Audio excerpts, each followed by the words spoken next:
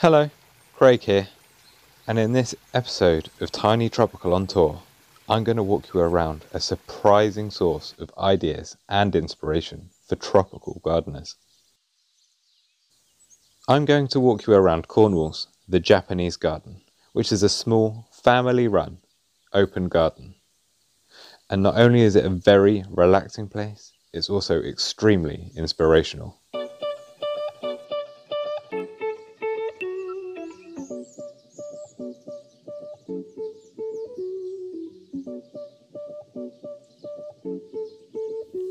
Japanese gardens are secluded, tranquil, and peaceful spaces where you go to meditate and escape from the hustle and bustle of the real world. Something that most tropical gardeners are striving to achieve. And there are several design elements that are used in this Japanese garden that work together to create this secluded, peaceful atmosphere. The use of water in a garden has many benefits. It adds sound, movement, atmosphere, increases humidity, which is great for tropical plants. And in Japanese garden design, it's said that the reflections on the water bring the sky into your garden.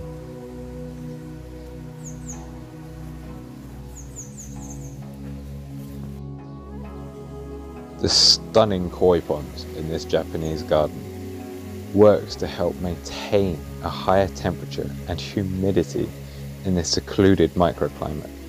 And this is something we can learn from in tropical gardening.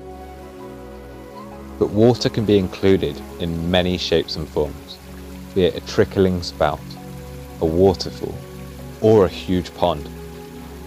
And plants like ferns, begonias, and hostas that are shared between Japanese gardens and tropical gardens all benefit from having this humid climate.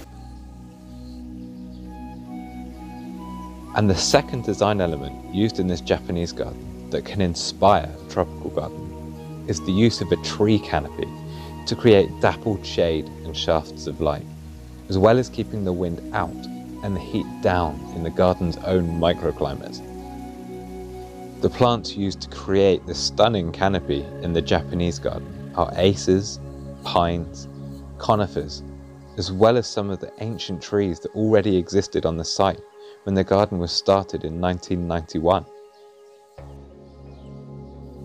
This selection of plants means that you'll get a stunning spring display with cherry blossoms, rhododendrons and azaleas, followed by a summer display with the sheer volume of foliage shapes and colours, as well as the lily flowers on the pond. And finally, you'll get the autumn display as the acers start to wear their fiery autumn colours. And another design element used in the Japanese garden is the skillful creation of age and maturity in the plants.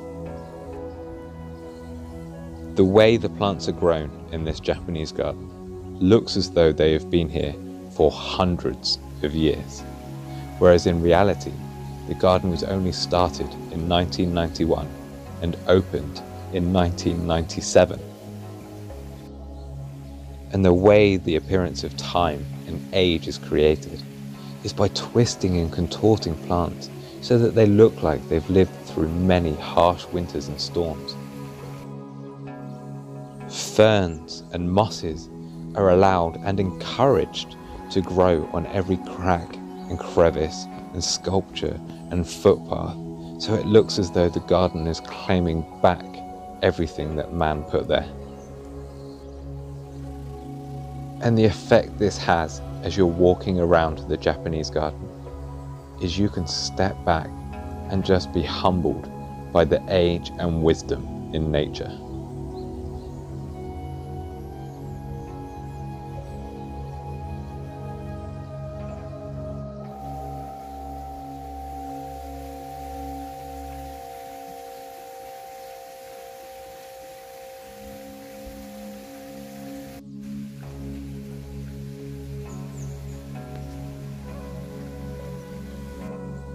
And another feature of the Japanese garden that I found really inspiring was the use of ground cover planting. And the plants they use as ground cover in this Japanese garden are grasses. The moss that I mentioned was encouraged to grow on every possible surface, as well as ferns and hostas.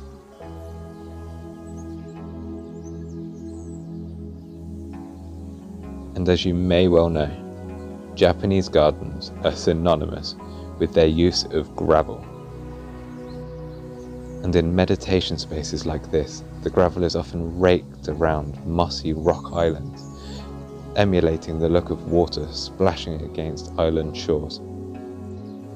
Gravel is also used on the footpaths so that the sound as you step, as well as navigating these uneven rocks, brings you into the present time. Now, I'm sure you can tell that I absolutely loved this Japanese garden. I think it's a real hidden gem amongst the open gardens in Cornwall and is definitely worth a visit for ideas and inspiration, and especially if you need a bit of time just to relax. The garden closes over winter, but if you look it up online, the Japanese Garden Cornwall, you'll find about the garden's history as well as its opening times. Now, if you're looking for more ideas and inspiration, be sure to check out the Tiny Tropical Garden website. And if you liked this video, hit that subscribe button and comment below letting me know what ideas it's given you. Thank you so much for watching, and I will see you all in the next video.